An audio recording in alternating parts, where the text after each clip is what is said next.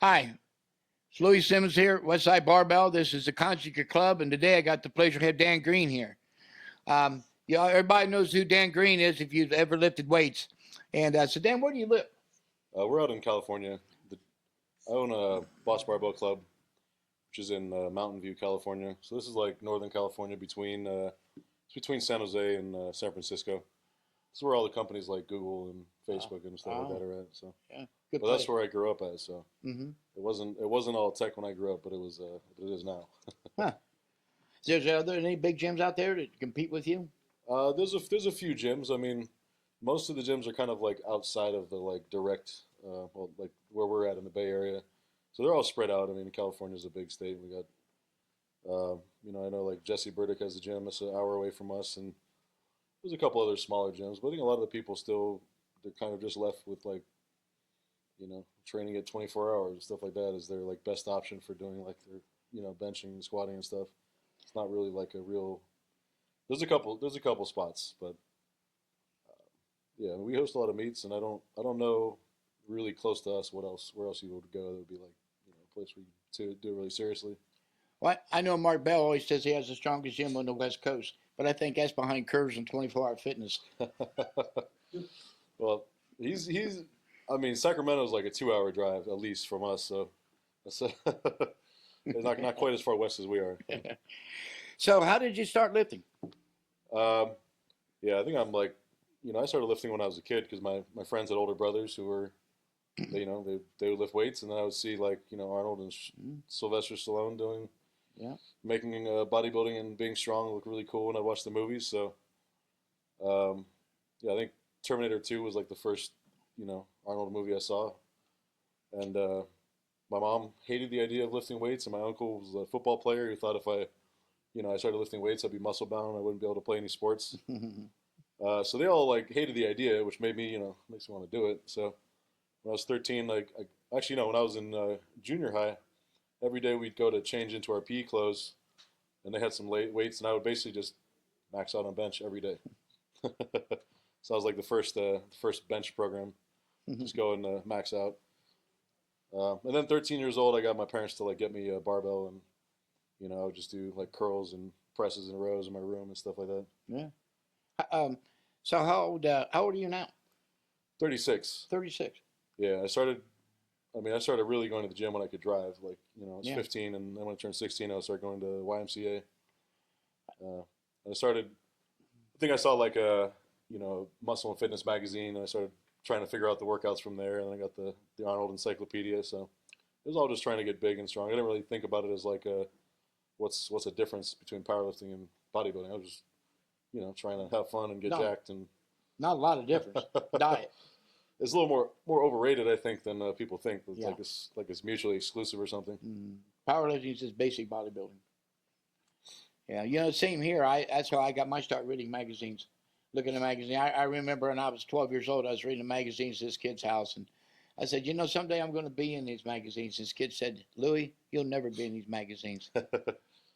I never forget that. That was one of the most stimulating things to me always. I'll never forget he said that. Yeah, the I first. hope he never forgets it. Well, you got to keep reminding him. Yeah, The I first. never see. He's probably dead. When there's only a few people this old still alive. Yeah, the first time I read they had Powerlifting USA. The first one I read was somebody wrote an article where like it was basically like these are the top 5 athletes in non-mainstream sports that you've never heard of, and they're all kind of like mainly one of them was Ed Cohn talking about Mm, how he was basically making it seem like Michael Jordan really would be like the Ed Cohn of basketball, you know. yeah, And I don't think that's an exaggeration. It's pretty, no, and it really like kind of opened my eyes when I first read that. I didn't really understand the difference of like the programs they had in the magazine at the time, so I was just doing my own thing and having fun at the gym. And I think like many powerlifters, if I was 6'6", weighed 325, I've been in the NFL. But when you're 5'6" and you're not, and you weigh 200, you're not in the NFL. well, yeah, I saw Eddie post a little thing on his page. It was like, powerlifting is a sport you play when you're too too That short to play exactly. real sports. So You got to know your role, jabroni. Yeah. So what are your lifts? I know you lifted some gear and raw. And so what are your lifts? all my competitions have been raw. Okay. I've done it like knee wraps or no knee wraps. Um, in competition, my best total was 2210, so it was like just over 1,000 kilograms at 242.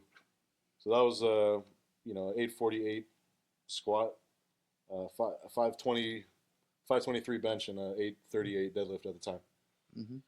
So that was yeah, that's still my best total. I've hit some bigger lifts like in training and stuff. I've hit a 881 sumo deadlift and a 900 conventional deadlift. Uh, but I've kind of had a bunch of injuries in the last couple of years, so I've been kind of waiting around. Well, I had a lot of injuries. I mean, I broke my back in 1973. I had the top total in the world. 20 Morton was won the world's 2 months before. I broke my back. I was on crutches for 10 months, and I recovered from that. Then I tore my bicep off in 1979. I had second place locked up behind Larry Pacific, tear my bicep off. He wasn't giving me a down signal. I mean, a lot of things locked out. And then tore holes in my stomach. 6 months later, made the third highest total in the world in the 220s at the Y Nationals, and made my first top 10 bench. And when Larry Pacific told me, when I get a bench, I'll win my first nationals, he was right. And it took 10 years to do it, but I did it. He was right. But injuries, but that's why I switched to another method of training. 1982, I broke my back again during 1981, low back, L5, and that's when I switched to the Russian training. So injuries start to play a part. Then that's when your knowledge takes over. You have to get smarter than the weights. You got to get smarter faster than you get hurt. That's exactly right. Yeah, my gym, I like to say no one's hardly ever hurt, not even sore in my gym. We don't get a pec strain. We don't get a low back strain. We do 80% of our training is on small exercise, only 20% of barbell. So, Yeah, I like to think about our training in a similar way, where it's like I've got how much heavy lifting am I doing? That's stimulating like CNS and stimulating your technique. How much volume am I, lifting in terms of like moderately heavy weights, like 75 and 85% kind of weights. mm-hmm. So I always try to have that, like, make sure I'm maintaining a certain amount of volume and never just going heavier and sacrificing volume at the same time. But then the other thing is like, all the sort of the bodybuilding training, all the accessories and stuff where, some of that to me is like getting bigger. Some of it's like hitting the weak. I mean, to me, like, training abs and rows and stuff is pretty boring, but you just keep doing it. Sure. So you're just diligent with it, and it doesn't directly make anything stronger, but it makes you respond by hitting PRs from the heavy stuff instead of getting hurt. So Right. You have to do the basics. but I think there's also not just doing it, but it's like it's the appreciation for the importance of it. So when you're doing the rows and all that stuff, you're actually making sure you're getting some kind of effect from it, not just going through the motions. Mm-hmm. Yeah. Well, we're in everything the same way. It's all mathematics. We run our volume based off how strong you are. Like a 400 squatter has a certain amount of volume, and an 800 squatter does actually twice as much. And a 1,200-pound squatter, which we have, 3, and so they would actually do another third on top of that. And that way, no one ever overtrains or undertrains. And I think that's very, very important. And we used to do only 8 deadlifts after we speed squat 25 squats, and then at one weight, and then or 1%, and then after that we would only do maybe 8 singles in the deadlift, but we jumped it to 20, so we really raised our work capacity up, and it's made a big difference in this gym. We've had 26 over 800 and 3 over 900 in deadlift. I don't know, over a dozen women over 500. So. Yeah, I think for me, a lot of what helps me is building up a lot of volume on. I mean, each person's going to have a weakness, and so for me, it's like if I know what lifts, like what secondary lifts I'm gonna do, that's gonna, make my back stronger, or what's gonna make my quads stronger, or, not the main variation necessarily. I mean, some people are built where the main lift is like really well suited for them; they can just pump out a ton of volume. But like for me, I like using front squats. I like using the safety squat bar. I like doing good mornings and stiff leg deadlifts, and I always keep those as like I never do them really for maxes. It's usually more like 5s and 8s, and that way I can build up volume on those lifts. To me, that's like, if I build up my squat based on the back squat, the more squats I do, the more I kind of use a form that's like just using my back and not my legs. So I like handling heavy weights, but I also like doing the other lifts to build up the quads and the other lifts to build up the back. So it's like each lift, if you separate the back and the quads, I can target them a lot better. And also, it's interesting because you talked about, getting Chinese weightlifters doing 75 to 85%, for 15 to 25 reps is like a squat volume or Hmm. and I've seen some of the like Russian sort of block, like the set and rep schemes, which I like to use those as kind of a reference, and it just makes it easier to break down like what weights should I be doing and how many sets and reps should I be dividing it into, and then really just making sure that if you think about linear, think about progression over, progressive overload, it's got to either see that you're going up in weight, you're doing this, the same weight for more reps, or you're doing the same weight and the same reps but for more sets and volume. And so that way I'm kind of like, gradually increasing all three of those things with the people I train myself, and tracking it all makes it, where it's honest. You're not just like, oh, I feel good. I went heavier this week. I went heavier next week. And 3 weeks from now, you're still going heavier, but you didn't realize that you're dropping all the volume out from underneath you. And Exactly right. suddenly your strength goes away. That's the problem with progressive gradual overload training. I did it for 12 years. Couldn't understand why I couldn't make my weights in the meets. Ricky Crane, world champion. Dave Waddington, first 1,000-pound squatter. All these guys that called me on the phone and said, Lou, I did this in the gym, and I went to meet and I only lifted this. What's the problem? And I said, well, Ricky, when you figure it out, call me up. But by then in 1982, and I started doing all the Soviet training, and like you mentioned, Perlipin's chart, really, I started following Perlipin's chart, a certain amount of volume, certain amount of lifts per workout at a certain amount of percents. And it changed everything here. And with no more overtraining, everybody makes progress. And that was the key. If you do the same lift, at 90% over for 3 weeks in a row, you will go backwards. And we break our record. Our stat guy, Joe Lasco, did stats on track people, throwers, sprinters, and powerlifters, large ones, heavyweights, and small ones. And we determined that 80% of our training is on small exercise. But on Max Every Day, which is for the bench on Wednesday and Monday for the squat or dead, we break our record at almost 95% of the time, the entire gym. Now, my gym is private. It's only got, at the absolute most 12 right in the morning, but at a 95% clip. So if we're breaking a record 95% of the time, who's going to compete with us? And that's how we do it. But by switching, if not, it's called the law of accommodation. Like you switch bars. I like the front squat too, and I have no legs, but it built my back up.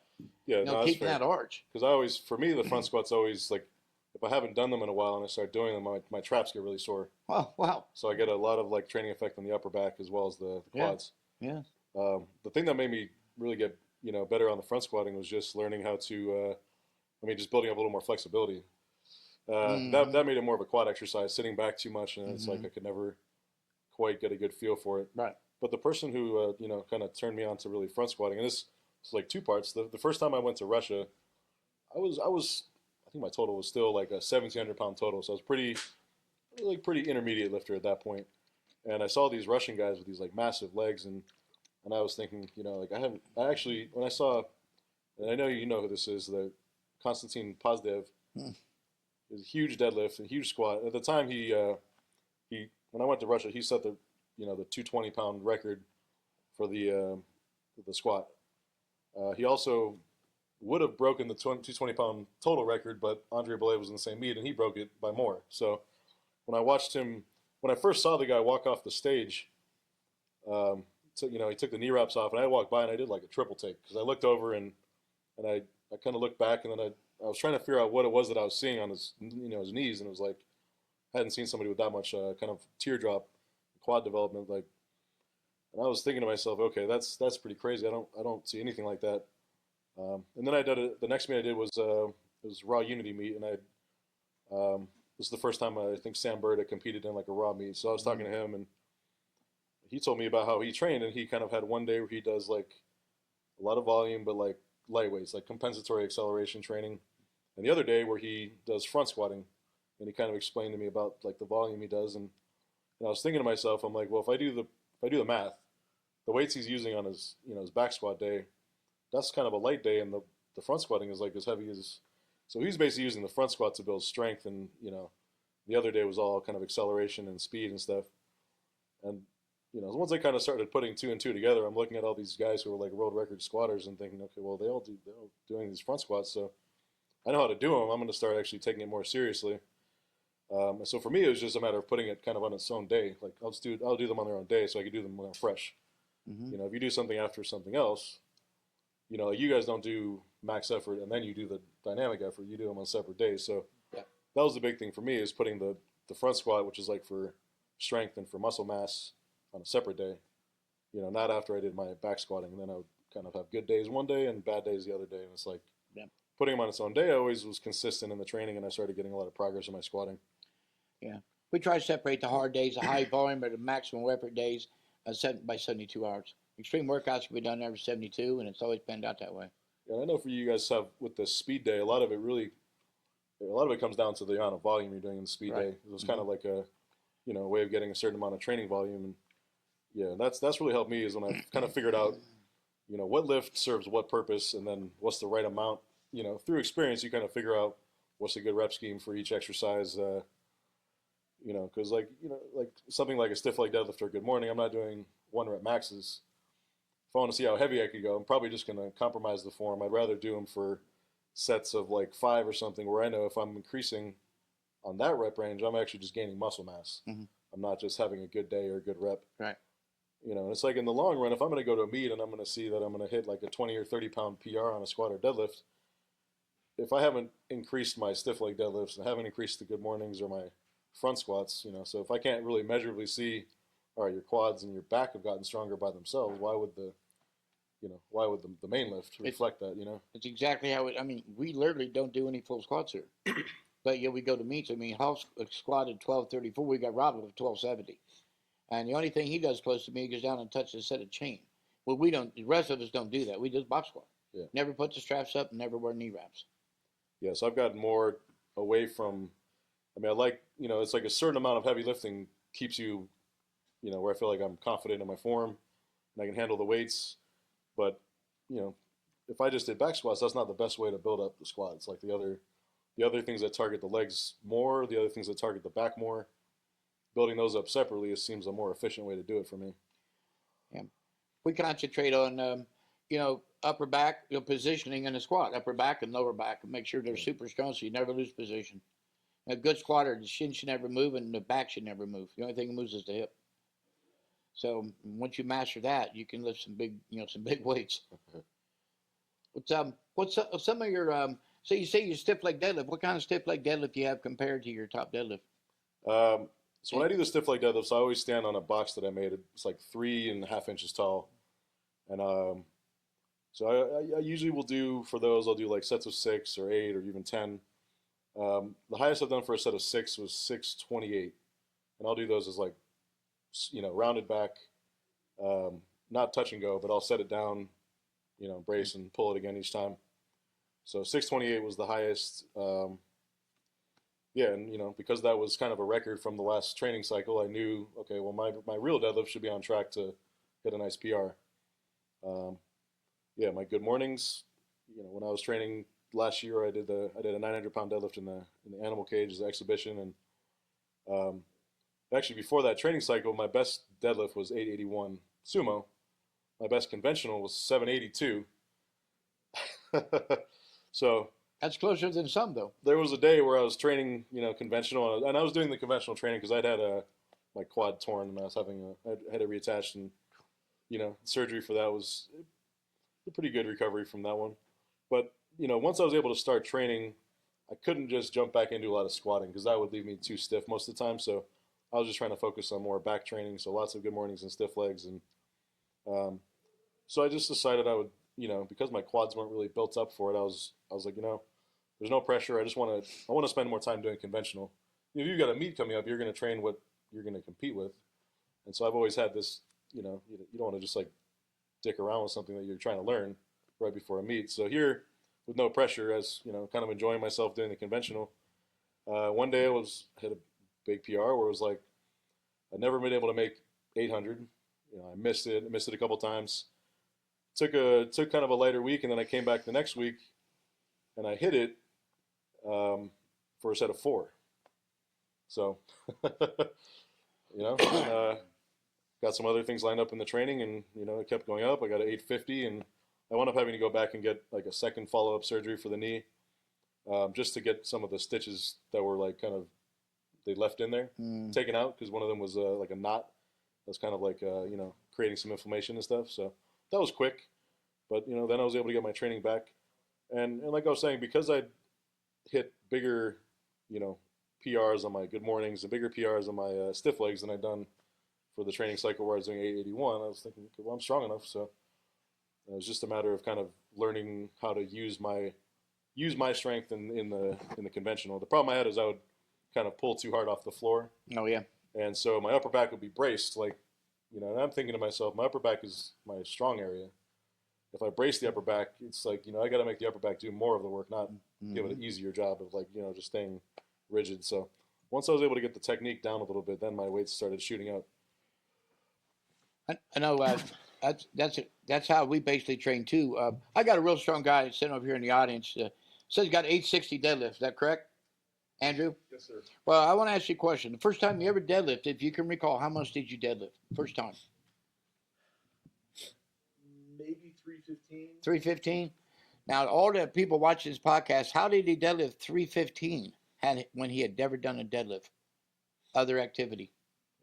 Spatial training is all the small spatial exercises that make the big lifts go. Without those, you're talking very little about squat, bench, and dead, but you're talking a whole lot about system. We live on it. Well, to me, I think about it as like the secondary lifts are the ones where you're forcing yourself to use leverages that are harder. Yes. You don't front squat as much as you back squat because it's harder leverage. You don't stiff leg as much as you deadlift because of the leverage. So, but if you can build that up, a lot of times, like when I'm like my full-time job, I work training people. Some people are brand new to lifting, and I've been teaching a lot of my clients like rounded back good mornings, which stiff leg deadlifts, rounded back stiff leg. It's like most trainers are probably not going to do that with their clients. And when I started doing it, I'm like, I'm sitting there like holding my breath a little bit. Like I hope these guys can like just have some patience and they can figure it out and not do anything. Yeah.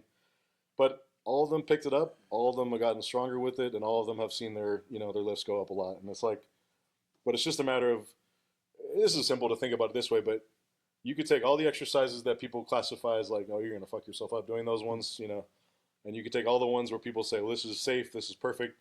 Well, there's anything you do too much, you're going to hurt yourself. And anything you do in the right amount, if you start light enough on some dangerous exercises, you can build them up. Yeah, the most dangerous ones are the most productive if you can, when you're prepared to do them. Yeah, because I mean, what I want to see is like deadlifting is not how much you can lift while your back is perfectly straight. That's a squat. So, that's right. If you squat the weight up, you're going to deadlift what you squat depending on how much arm length you have.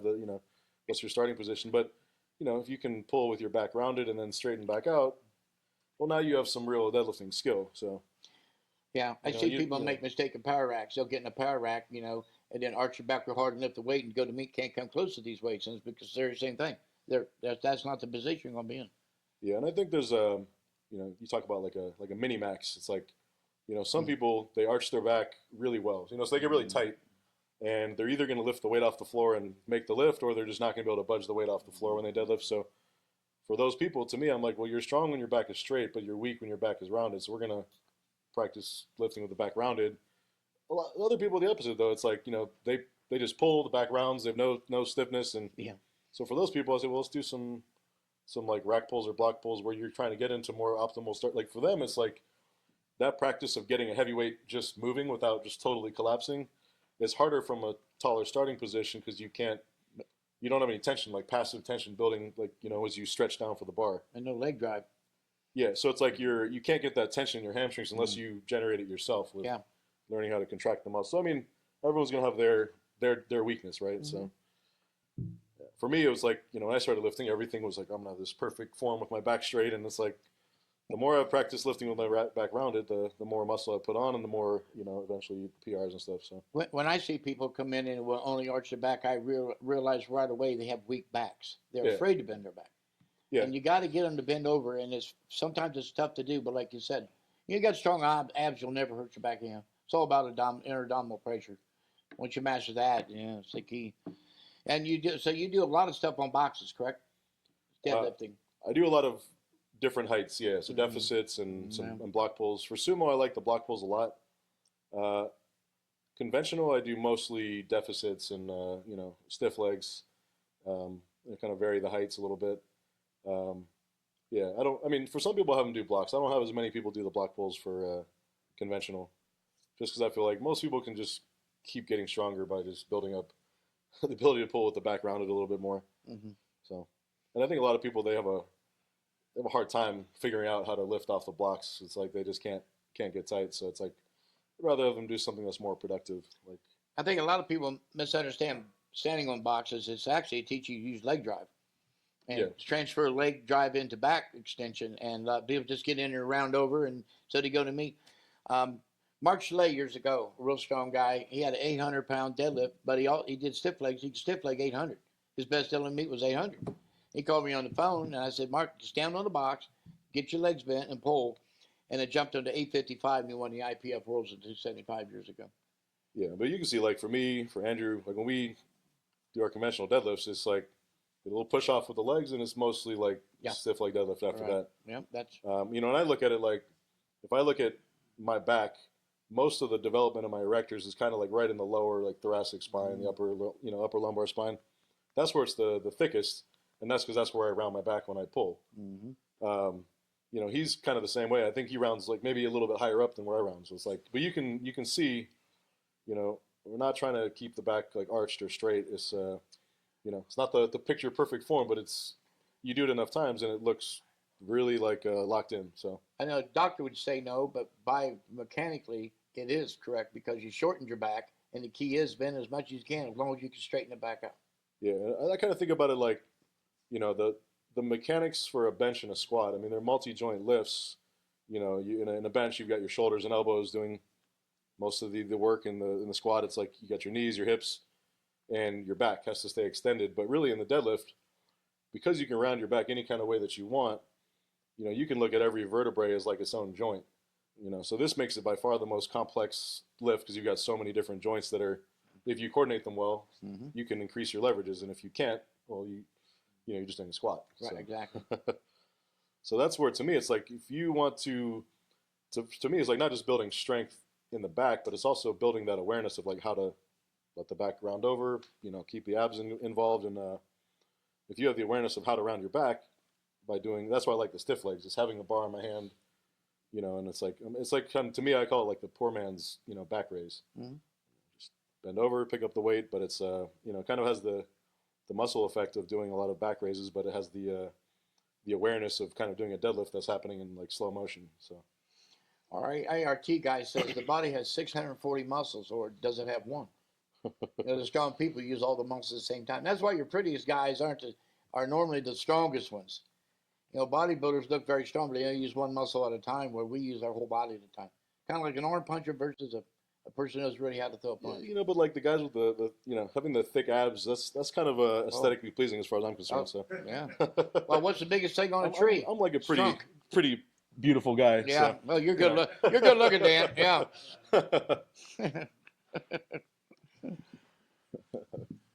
Yeah. Well, is there something else you'd like to cover? I was thinking, I listened to you talk, I kind of hear you, started off playing baseball. Mm-hmm. And one of the things I always, get in these arguments with people about baseball, it's like this idea that baseball is, it's like you just stand around, so you're not to be like athletic or anything. And really, like baseball is a strength sport. Right. If you want to think like who's going to swing a club the hardest, well, it's the strongest guy, right? And, you got to have strong hands, a strong back to, strong hips to hit a baseball. Of course, like throwing. And I played baseball all growing up, and I'm a big like Giants fan. And one of the things that this is kind of a little rant, but when the Giants had a pitcher named Tim Lincecum, they had him for 3 years. The first 3 years, he had Cy Young. The Giants won the World Series, and then he had another Cy Young.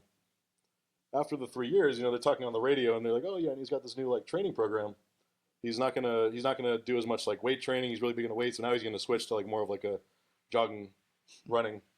And sure enough, it's like when I heard that, I'm like freaking out because I'm like, this is their best pitcher. He's gonna start, and then sure enough, it's like his career just goes way downhill. Injuries, can't throw as hard, and they're like. When I was a kid, I was a block tender, 12 years old. I didn't have any money, and I got a job carrying block, building scaffolds, and I worked, extra hour a day. I had to be an hour early before the Masons. I mixed mortar and everything. And I played, I never played Little League Baseball until I was 12 years old. My city kids moved out in the country where I live. They got me to play. I played 1 year. I hit 17 home runs. I led the city of Columbus in home runs. And I believe, to this day, I believe because I was so strong. I clean jerked, I had a weight set, and I clean jerked 110 at 12 years old. And I clean jerked 260 in the contest at 145 when I was 14 in a contest. And it was just due to basic, today I would call it GPP, but it was manual labor. Yeah, exactly. And if you look on the internet, Strong 8 baseball, they do all West Side stuff. It's all about strength. They've got for the Brewers, they got a relief pitcher at a box called 675. Yeah, I mean, one of the things I think about too is, I heard what you guys were discussing. There's a lot of stuff with like, the deadlifting and the kind of like lateral hip strength. Mm-hmm. For me, I think about baseball as like, well, hitting, it's like your lower body creating the rotation, but really like a lot of it comes down to hand strength too. And I'm curious, like, what do you guys think about for, grip strength for, either for lifters or even baseball players? Kind of curious what the favorite West Side exercises are for that. Well, for people who need grip strength, a lot of our guys are hookers. They hook grip. But if you want to grip, get a hold of a judo gi or a jiu-jitsu gi. And you hold on that jiu-jitsu gi, do your lat pull downs or your chin ups holding on that, pull sleds with that, you'll build strong grip. Because some of the strongest grippers I've ever, wrestlers have got strong grip. First time a real wrestler got me in a wrist, so I learned how to break wrist control. But the jiu-jitsu guys have got some sick grips. And the first thing they do, they come in and shake your hand, they grab onto you. Double wrist, right? And so what I learned, because most of them always wear long sleeves, I learned as soon as I got Carlos Cavella, every time he come in, he called me the master, and then he would jump on me. And so I learned, though, to grab his arms. He'd always have sleeves. To grab on them sleeves and never let go. And he taught me, too, not to use your thumbs. Because if you use your thumbs, your forearms will pump up. But if you use your fingers, they won't.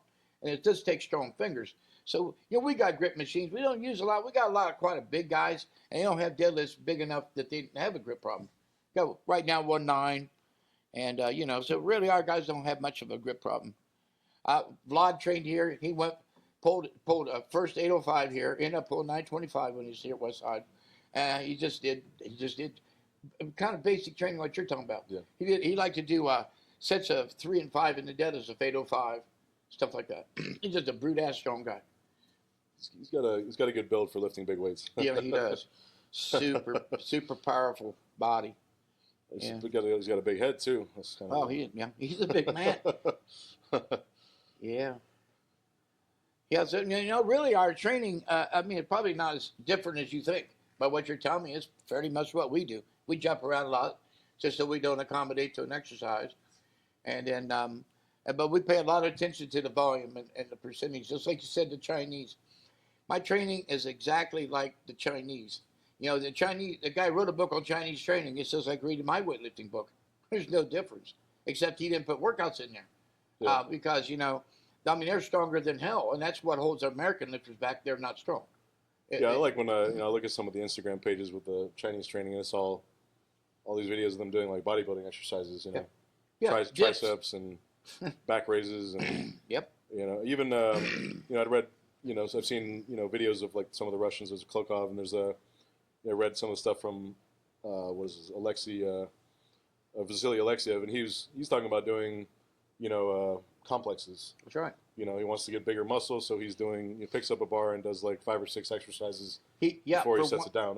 For 1 to 3 minutes. Yeah, so it's like you're just having, literally just time under tension. I think about it for, I watch all the strongmen, and it's like, what are these guys doing that's getting them so big? Obviously, eating, but, a lot of the stuff they're doing exercises that, if you kind of control them in terms of like, bodybuilding sense, like, are you under tension for 45 seconds or a minute, 90 seconds? So, I think bodybuilders use rep ranges that kind of target those rep range, that time frame, and the strongmen do too. They're just carrying stuff or doing kind of powerlifting or Olympic lifting type lifts, but for durations that are going to give you these huge bodybuilding effects from them.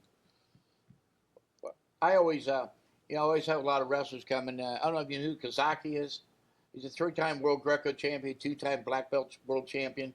And he is from Cuba, and he wrestled like 118 or whatever it is down there. But he weighed like 160 when he showed up here, finally. So I tie up with him just for jokes. And it's like trying to move a Buick. I go, how could this guy be that strong? And then on top of that, I said, show me your best move. He jumped behind me and choked me out 3 times in about a minute. I said, all right, do that again. And he did it. I said, all right. And I was allowed to hold on to his wrist, and he'd get away and get.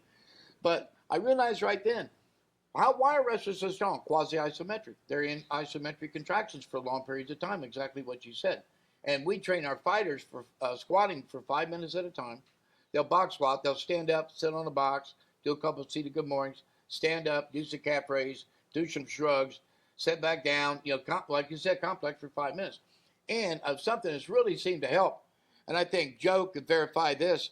Tom Barry's got the guys doing. We stand on a 10-inch box with a 5-inch camber bench bar, so your hands are literally 4 inches lower than the ground, and they'll do Yep. deadlifts for 5 minutes straight.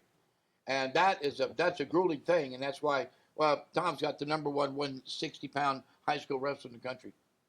Yeah, I think I've heard of exercises that like a Ukrainian squat, which is like a Oh, you basically stand on 2 benches and you're We- deadlifting from between your legs, or from I'm, off the floor. I'm glad you brought that up because I got a track girl I trained, and she had terrible hip mobility. Actually, 4 degrees. I think it's supposed to be 40. Okay. And okay, it was 80 degrees. Hers is 40. I put her on Ukrainian deadlifts, and now it's 44. And I mean, she could probably touch her butt on the ground, and a lot of them behind the back, which you maybe you could do it. But you'll do a lot of hold the kettlebells behind your back and do it. But you're absolutely right. It's a tremendous exercise. And where'd I get it from? The Ukrainians came here, All right, and they were yeah. doing them, so that's where I got it from. Yeah, I think that's just one of those weird exercises I've done a couple times, and Yeah. it's like, just a random thing to do. But there's been some people where I thought, this might actually help them because they've got, maybe it's like a hip problem or something like that. I preach to people all the time. Read. I read. I'm a big reader. I've got lots of books that people don't own.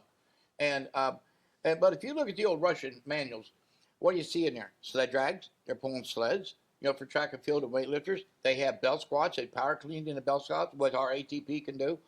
And of course, the glued ham came from Valery Borzov, track and field and weightlifting. And then the Russian leg curl. And I have a machine called Inverse Curl that will make everyone be able to do Russian leg curls. And so, what I do is nothing new, but I'm smart enough to use it.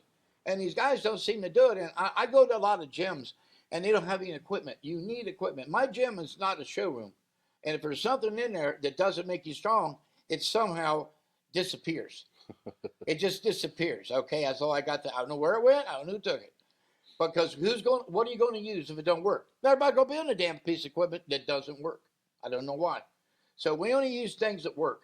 And then, but it's just amazing. I think one thing that would help training universally if they read real stuff by real strong guys. Like, you want to learn how to wrestle, go read what the greatest wrestlers did. Yeah, one thing. Dan Gable did dumbbells, 5-minute drills in a row. 5 minutes. Same thing we're talking about. 5-minute dumbbell drills. Definitely appreciate some of the things I've read about what he's doing for his training. Talk about like the grip strength, and I've seen him do stuff where he's boxing. He's just boxing, and it's all just like short punches from like a 6-inch punch. Because that was in his mind like mimicking the hand fighting when you're trying to get your position with the other guy. Yeah. But your point of like reading a lot, it's really critical that you're trying to gain knowledge. But the thing that really helped me a lot is that I read a lot, but reading is tough because if you just read a bunch of shit on the internet, it's like how do you compile and synthesize that? It's not like it's a college course that somebody's put together for you. If you read one person's like kind of longer, like a book, yeah, that's great because you're going to get a lot of pieces of information that are all kind of used in a certain way. If you just get a bunch of like tips from these are the 5 best exercises, something like this, a 5-minute read, the problem is you're putting things together that don't kind of link up right. And I see this with like the various techniques of like do you some people squat with the hands under the bar, or is it more behind, or do you bench with the wrist straight or a little bit bent back? And it's like all the different techniques are great, but they all have to kind of like match. Your whole body has to kind of have one overall form that's going to kind of work in a unit. So sometimes you get the people that have, each thing they're doing is fine by itself, but the technique all mixed together doesn't really work. It's like they're figuring stuff out from all these little pieces of information is great, but sometimes you need to just have a coach, or you go to the meets where you actually watch the really good lifters and you see people who are better than you, because you need somebody to kind of model all the information for you, not just try to figure it out yourself. I mean, there's a lot of like smart people, but you're trying to be smart in an area that you don't know anything about yet. That's the whole point, right? So, Yeah, well, I don't read anyone in America. There's not one American author I read. They're all overseas. I've never read American. Nobody, they don't know crap, as far as I'm concerned. They don't show me. My gym's broke over 100 all-time world records. And so like for instance, I had years ago. I had a guy, Matt Smith, go from 1800 to 2400 in 4 years. Tim, another super heavyweight came. He went from 1800 to 2400 in 2 years, and that's what it should be. If we didn't gain knowledge, I would have to take him 4 years. He did it in two. Where the other guy did it. AJ Roberts come here 2400, 3.5 years. Best lives 2930. AJ come here stuck. You know, a lot of guys, like I said, David Jenkins had come here, super strong guy. 830 deadlift and 242s. You know, 1060 squats, 725 bench at the time, and 830 deadlift stuck. 14 weeks here, pulls 890 to meet. And it's why? Because we have accumulation of knowledge. And I use, like, you know, I talked to a guy like you when I grew up, Larry Pacifico, Vincent Nettle, all these real strong guys I talked to about exercise. The methodologies of training, I use the Soviet Union. And the Chinese use the Soviet Union. And the only difference, and actually people don't realize this, the Bulgarian system came from Russian scientists. But they realized if they brought in younger and younger boys, maxed out more often, you know, they could do 18 heavy lifts a day based on everyday maxes, not all-time record.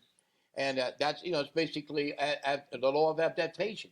And the ones that didn't make it, get out. I had the Bulgarian Olympic team doctor here. You know, we had, for 2 days, we had big discussions about training. It was all psychological. They couldn't handle it psychologically. Physically, they said they could handle it. But I learned a lot about training. And of course, you know, and I would do experiments. I'm the one that started chains. I'm the one that started bands. We do a group. This didn't work. We didn't do it. Did that group? We did it. I mean, bands cost me a shoulder for sure, and they teach all kinds of stuff. 2 world record holders, a peck, because we eventually end up using too much band. Yeah. And but someone's got to put too much salt in the soup before you know how much salt to put in the soup. But now we got it down. We know what percentage. You know, I want to mention on this podcast, I'm trying to get this out, that we'd always use 25% for speed strength on band tension on a barbell. 1,000-pound squatter. You know, they would use 250-pound of band tension. So that's how we came up. 500 squatter used 125. But we added band tension. We took it up to 33%. And I just took a bobsled girl with a 325 squat, right, Joe? Mm-hmm. In 6 months to 670. And he used an equation was 33% band tension. And why? Because band tension slows the barbell down. Slow the barbell down, you create greater force production. And that's why we did it. Slow the velocity slightly down. And then everyone got much stronger. So that's what I do. I mean, you know, like I talk to 100 guys like you, and I'll get, oh, well, hell, he's lifting spreads. How's he doing? I mean, you know, you can't be a moron in doing it. No one's that. You got to think things out. So that's how I've always picked my exercise talking to lifters. But I use the how to monitor volume and intensities to the Soviets. But it's all out there. Like I said, they come talk to you. I mean, if you want a deadlift, am I going to go guy deadlifts 500? Or go hang around you two guys, you know, pull 9 and 860. Where am I going? I'm going to you guys. Yeah, well, I mean, yeah, and I like having the, you know, when you have your own gym, you're not only seeing like what works for yourself, but you're seeing how does somebody with long arms respond to certain things? How does somebody with you know, short, you know, with more of an arch in their back, you know, straighter back, you start to see all the different like body types and how they respond to all the lifts and you know, what technique works best for each of those people. How do you train each technique to kind of max, you know? So yeah, it's like one of my favorite things when I teach the seminars is I'll have a, you know, guy there, his girlfriend's there, and the guy has this idea of like how to lift, and his technique's kind of crappy because he's, you know, maybe just he's not really that well polished and not that athletic or something, but he understands what he's trying to do, and he teaches his girlfriend. Invariably, the girlfriend always gets taught by the boyfriend, and so she's got this like flawless technique that's based on what the guy's teaching her, which is inherently flawed to begin with. So sometimes like the women, they've like mastered this like technique that's like inherently flawed, and they do this to a T. And so it's like, I mean, it's great to have a coach, but it's also good when the coach can kind of figure out what body type that person has or what sort of, you know, sports background they have that would affect their training too. That's a very good. That's exactly what we do here. We bring a guy in, build a certain way. We know how to build him the next guy. Yeah, a lot of times you could see like, okay, this lifter, they might need to use a technique like this other guy who's set world records doing it, you know, because their body types, they kind of match the way they move matches. Instead of trying to force everyone to do it the same way, which so some coaches do it, and it's probably better than you know, than no guidance. But yeah, I'm actually I'm not a coach. I bring them in. I put them with a group. Yep. And I actually do it like Bruce Lee's trainer, Yip Man. Yip Man never exchanged hands, only with his top students. He expected the students, the top ones, to feed it down and feed it down and feed it down. And I'll go over and make comments like, "Hey man, you got no lower back. You got to, you got no hamstring, whatever," and stuff like that. But that's about it. I don't run around and tell. I don't like it. I mean, all my lifters could be coaches, like you're saying. I teach them to coach themselves. And one thing about it too, I mean, it's easy for me to say this while you're sitting there, you're strong. But I found over the years, if a guy wasn't a real good lifter and he starts a team, invariably he never has a good lifter. He only has so much knowledge, and he can get him to that point, but no farther. And if you want to be really strong, you're going to have to seek out a gym that's got some strong guys and find out how to go from 400 dead to 5 to 6 to 7, 8 to 9. Yeah, I think everyone kind of has that idea, like, but a lot of people are intimidated, to do it, which is, that's too bad. For me, I never had a problem where, I trained in, a lot of times in groups where I was the strongest guy. And so a lot of people think that's not a good setup, but for me, it worked fine. And a lot of times it was just because I would always seek out competition. So whenever I go to a meet, I would do better. And then I would go to, bigger meets and meet better lifters. And, just to watch, if you watch something on YouTube, you see them lift for like 3 minutes. But if you watch some guy lifting for a 5-hour day, you see how they do their warm-ups. Mm-hmm. I've seen like, a couple guys where, like watching Sam Bird squat and watching Yuri Belkin deadlift, they take their first warm-up set and everyone just kind of like shuts up and kind of is like, oh my gosh, Yuri we host the meets Boss of Bosses, and he came to the Boss of Bosses 3 years ago. It's the first time he'd been in the U.S. He's got a great squat and a great bench, but he has exceptional deadlift, and he warms up with like 275 as his first set on the deadlift. Everyone's in the back room, all these guys who are like top U.S. lifters, even international lifters, and he takes his first like couple reps there, and I think everyone just looked at it like, wow, this guy's just on another level for everyone else, So you could just see right away that this guy moves in a way that nobody else is moving, and there's like that technical superiority, not just not like he's just gifted. It's Exactly. I watch him deadlift. I watch him get ready to start. I say, "Oh, this is the most perfect position I've ever." And then he get in better position. Yeah. And so I watched it over and over and over on him and others, and that's when I started having people do chair deadlifts because you can pull them up, and to get them in perfect position. And at least we learned to do that because a lot of us aren't that mobile. Yeah. Well, one of the things that's actually really interesting, if you watch, Yuri, the Belayev, Pozdiev, Steffi Cohen does this also. When they're getting their sumo deadlifts moving, most people pull back.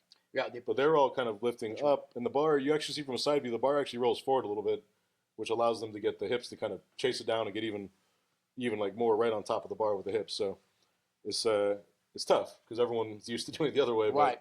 But it's that's a superior kind of form for a lot of people with really strong lower bodies. So they actually deadlift a lot with a dowel underneath their foot like this for balance because you're right, they pull straight up. Pretty, and we, like you said, Americans, when we pull, we go pull back. We never say up. So it's really crazy. So you doing anything this weekend, Arnold, or are you still suffering a little bit from that elbow injury? No, I had surgery on my elbow a couple 7 weeks ago, so I'm just not really into training at the moment, and I'm just getting back into benching now. So this will be the year where I'm not really doing much of the cage. Last year I deadlifted. The year before I did some benching, and it's fun. It's exhibition, so yeah. How about you, Andrew? I'm lifting Saturday afternoon, and my plan is to do raw squat 700 as many times as I can, and deadlift 700 as many times as I can. All right.